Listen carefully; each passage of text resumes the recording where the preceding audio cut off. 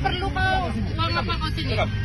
Rekam, silakan rekam bang. Ya. Masukkan media. Ya, sejak kapan mutar bayar? Sejak kapan mutar bayar? Saya atas nama Heru, saya Maraknya pungli tentunya meresahkan dan menghancurkan kehidupan bermasyarakat. Di sisi lain, rendahnya kesadaran masyarakat untuk berkontribusi dalam pemberantasan membuat fenomena pungli semakin marak dalam kehidupan kita seperti saat ini. Di video ini kita akan ngebahas topik yang udah jadi rahasia umum, tapi susah banget untuk diberantas, yaitu pungli alias pungutan liar. Kalian pasti sering lihat di media sosial kejadian pungli di berbagai sektor pelayanan publik.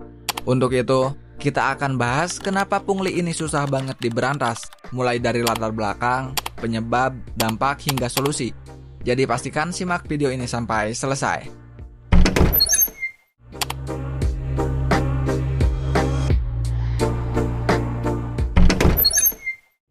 Pungli itu sebenarnya bukan barang baru di Indonesia, Pak. Dari zaman menir sampai sekarang, pungli udah jadi bagian dari kehidupan kita.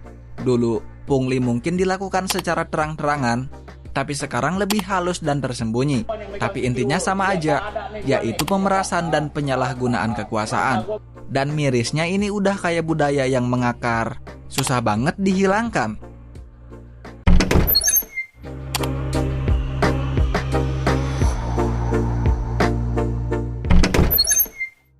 Sekarang kita bahas kenapa sih pungli ini susah banget diberantas.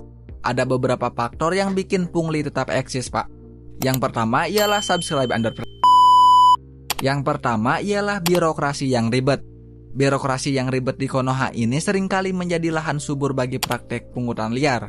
Contohnya lu bikin dokumen nih, ya kita tahu prosesnya akan sangat lambat dan tidak efisien.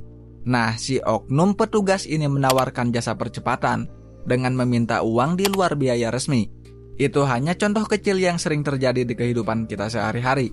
Sebenarnya hal ini bikin orang-orang yang butuh pelayanan publik jadi frustasi, dan akhirnya memilih jalan pintas dengan ngasih uang pelicin. Lanjut, eksploitasi jabatan atau kekuasaan.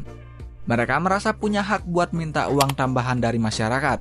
Orang yang memiliki jabatan tertentu merasa memiliki kuasa lebih dan bisa memanfaatkan posisinya untuk keuntungan pribadi. Mereka menggunakan wewenang mereka untuk memaksa orang lain memberikan uang atau barang lain sebagai imbalan atas pelayanan atau kemudahan. Yang terakhir ialah kurangnya kesadaran masyarakat. Banyak yang ngerasa pungli itu hal yang wajar, jadi mereka nggak berani lapor, dan adem ayem lah si oknum gaje ini. Beberapa orang menganggap pungli sebagai uang rokok atau biaya tambahan yang wajar untuk memperlancar urusan.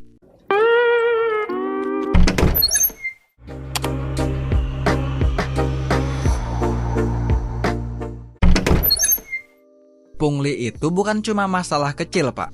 Dampak yang ditimbulkan bisa sangat luas banget. Yang pertama, kerugian negara.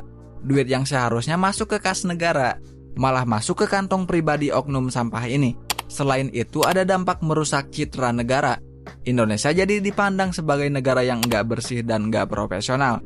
Ya emang faktanya Indonesia udah gelap banget, Pak. Kalau lu gak percaya pungli bisa merusak citra negara, lu bisa nonton video bule ini, Pak. Hello, sir. You have to pay entrance fee, 10,000. What do you mean? Why? It's a public day.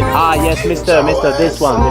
Terima kasih. Have a good day, yeah? Where's my ticket? Oh, no need for ticket. It's okay. Hey boss, here, parking, 10,000. I just paid the other guy. Don't know that guy. 10,000. Dan yang terakhir sekaligus yang paling parah, merugikan masyarakat kecil. Biasanya masyarakat kecil yang paling sering jadi korban pungli. Hal itu dikarenakan nggak punya pilihan lain.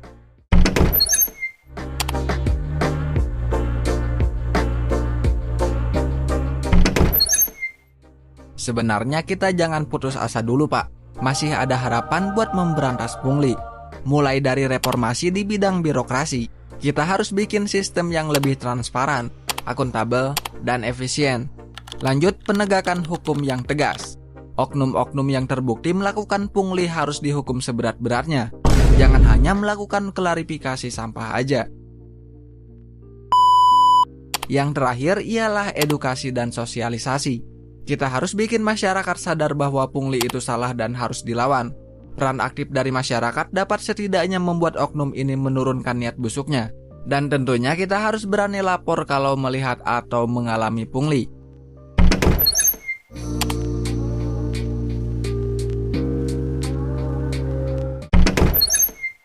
Itu dia pembahasan kita tentang kenapa pungli sulit diberantas. Semoga video ini bisa membuka mata kita semua dan memotivasi kita buat ikut berperan aktif dalam memberantas pungli. Koreksi jika ada pembahasan yang salah, atau mungkin kalian memiliki pendapat yang berbeda.